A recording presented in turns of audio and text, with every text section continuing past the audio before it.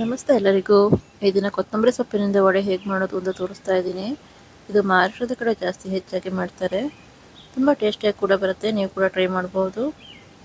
ಇದಕ್ಕೆ ಏನಾದ್ರು ಸಾಮಗ್ರಿ ಬೇಕು ಅಂತ ನೋಡೋಣ. 1 ಸ್ಪೂನಷ್ಟು ಎಳ್ಳು, ಹಾಗೆ ಜೀರಿಗೆ 1 ಸ್ಪೂನಷ್ಟು, ಕೊತ್ತಂಬರಿ 1.5 ಸ್ಪೂನಷ್ಟು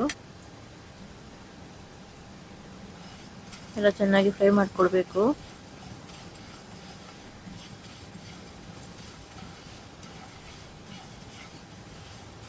ಮಳೆಗಾಲದಲ್ಲಿ ತಿನ್ನಲಿಕ್ಕೆ ಅಂತೂ ತುಂಬ ಟೇಸ್ಟಾಗಿರುತ್ತೆ, ಸಂಜೆ ಸ್ನ್ಯಾಕ್ಸ್ ಆಗಿ.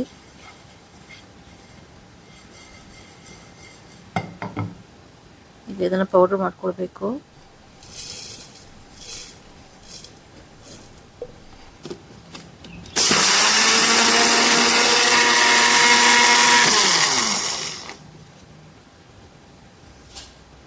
ಈಗ ಪೌಡ್ರ್ ಮಾಡ್ಕೊಂಡಿದ್ದೀನಿ. ಇನ್ನೊಂದು ಬಾಣಲೆಗೆ ಒಂದು ಹಸಿಮೆಣಸನ್ನು ಒಂದು 6 ಹಾಕ್ಕೊಳ್ಬೇಕು. ಹಾಗೆ ಬೆಳ್ಳುಳ್ಳಿ 1 ಗೆಡ್ಡೆಯಷ್ಟು ಚೆನ್ನಾಗಿ ಫ್ರೈ ಮಾಡ್ಕೊಳ್ಬೇಕು.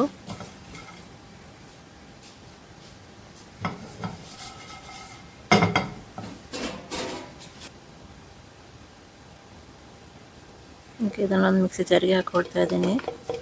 ಇದನ್ನು ಕೂಡ ಪೇಸ್ಟ್ ಮಾಡ್ಕೊಳ್ಬೇಕು. ತೆರಿ ಪೇಸ್ಟ್ ಮಾಡ್ಕೊಳ್ಬೇಕು. ಕೊತ್ತಂಬರಿ ಸೊಪ್ಪನ್ನು ಚಿಕ್ಕದಾಗಿ ಕಟ್ ಮಾಡ್ಕೊಳ್ಬೇಕು. 2 ಕಟ್ನಷ್ಟು ಕೊತ್ತಂಬರಿ ಸೊಪ್ಪು ಬೇಕಾಗುತ್ತೆ. ತುಂಬ ಚಿಕ್ಕದಾಗಿ ಕಟ್ ಮಾಡ್ಕೊಳ್ಬೇಕಾಗುತ್ತೆ.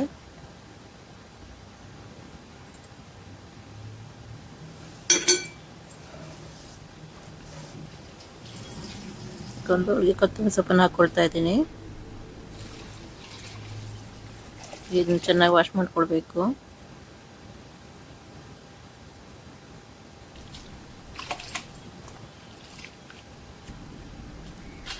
ಈಗಾಗಲೇ ಮಸಾಲೆ ರೆಡಿ ಮಾಡ್ಕೊಂಡಿದ್ವಲ್ಲ ಅದಕ್ಕೆ ಹಾಕ್ಕೊಂಡು ಮಿಕ್ಸ್ ಮಾಡ್ಕೊಳ್ತೀನಿ. ಈಗ ಸ್ವಲ್ಪ ಕಡಲೆ ಹಿಟ್ಟನ್ನು ಹಾಕ್ಕೊಳ್ಬೇಕು.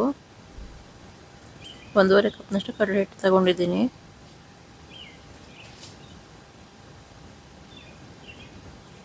ಹಾಗೆ ಅಕ್ಕಿ ಹಿಟ್ಟನ್ನು 3 ಸ್ಪೂನ್ ಹಾಕ್ಕೊಂಡಿದ್ದೀನಿ.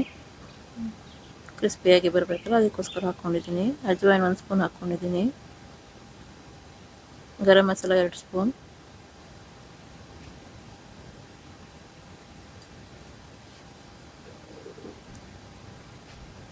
ಹಾಗೆ ರುಚಿಗೆ ತಕ್ಕಷ್ಟು ಉಪ್ಪನ್ನು ಹಾಕ್ಕೊಂಡಿದ್ದೀನಿ. ಎಲ್ಲ ಚೆನ್ನಾಗಿ ಮಿಕ್ಸ್ ಮಾಡ್ಕೊಳ್ಬೇಕು. ಈಗ ನೀರೇನು ಹಾಕ್ಕೊಳ್ಬಾರ್ದು, ಹಾಗೆ ಮಿಕ್ಸ್ ಮಾಡ್ಕೊಳ್ಬೇಕು.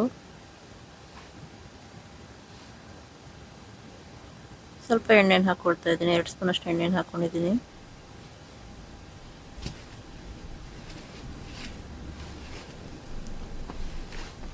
ನೆಕ್ಸ್ಟ್ ನೀರು ಹಾಕ್ಕೊಳ್ಬೇಕು. ಸ್ವಲ್ಪನೇ ನೋಡಿ ಹಾಕ್ಕೊಳ್ಬೇಕು.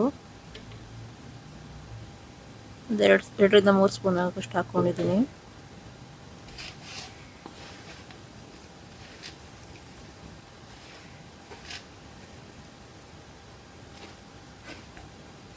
ಇಷ್ಟೇ ನೀರು ಸಾಕಾಗುತ್ತೆ. ನೋಡಿ, ನಿಮಗೆ ಬೇಕು ಅನಿಸಿದ್ರೆ ಮಾತ್ರ ಹಾಕ್ಕೊಳ್ಳಿ. ಈ ಹದಕ್ಕೆ ಕಲಿಸ್ಕೊಳ್ಬೇಕಾಗುತ್ತೆ.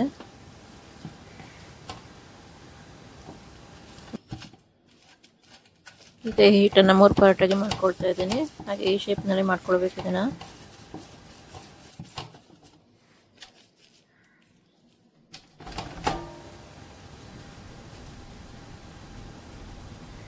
ಈಗ ಇದನ್ನು ಹಬೆಯಲ್ಲಿ ಬೇಯಲಿಕ್ಕೆ ಇಡಬೇಕು. ಸ್ವಲ್ಪ ಕೆಳಗೆ ಎಣ್ಣೆಯನ್ನು ಹಚ್ಕೊಂಡು ಬೇಯಲಿಕ್ಕಿಡಿ.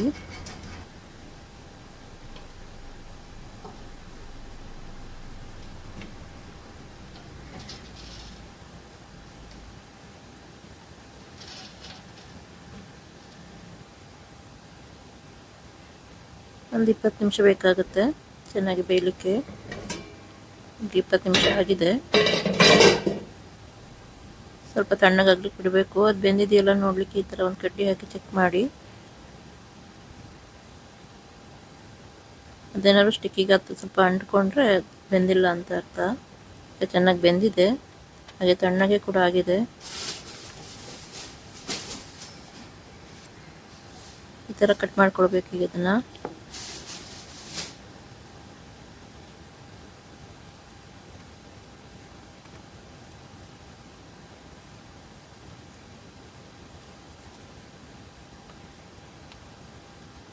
ಫುಲ್ ತಣ್ಣಗಾಗ್ಲಿಕ್ಕೆ ಬಿಟ್ಟು ಆಮೇಲೆ ಕಟ್ ಮಾಡಿ.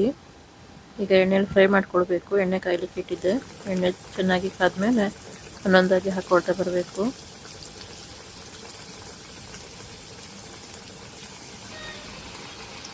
ಈಗ ಬೇಗ ಫ್ರೈ ಆಗುತ್ತೆ. ಫಸ್ಟಿಗೆ ಚೆನ್ನಾಗಿ ಬೆಂದಿತ್ತಲ್ವ, ಇವಾಗ ಈಗ ಫ್ರೈ ಆಗುತ್ತೆ.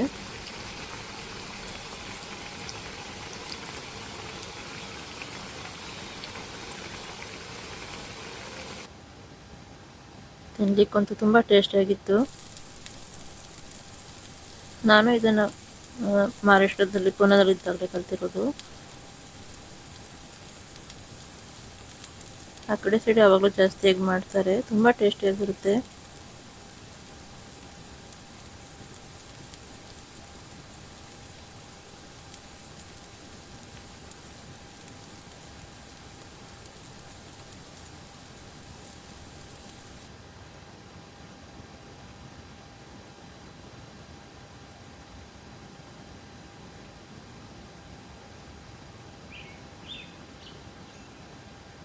ಈಗ ಚೆನ್ನಾಗಿ ಫ್ರೈ ಆಗಿದೆ. ಎಣ್ಣೆಯನ್ನು ತಗೊಳ್ತಾ ಇದ್ದೀನಿ.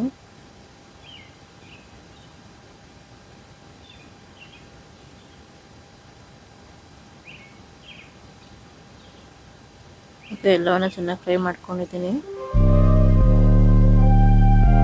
ನೀವು ಕೂಡ ಮನೆಯಲ್ಲಿ ಟ್ರೈ ಮಾಡಿ ಹೇಗೆ ಬಂದಿದೆ ಅಂತ ಕಮೆಂಟ್ ಮಾಡಿ ತಿಳಿಸಿ. ಅಥವಾ ನೀವು ಈಗಾಗಲೇ ಮಾಡಿದರೆ ಹೇಗೆ ಮಾಡಿದ್ದೀರಾ ಅಂತ ಕೂಡ ತಿಳಿಸಿ. ಚಾನಲ್ ಇಷ್ಟ ಆಗಿದ್ರೆ ಸಬ್ಸ್ಕ್ರೈಬ್ ಮಾಡಿ, ಲೈಕ್ ಮಾಡಿ, ಶೇರ್ ಮಾಡಿ, ಕಮೆಂಟ್ ಮಾಡಿ. ಥ್ಯಾಂಕ್ ಯು ಎಲ್ಲರಿಗೂ.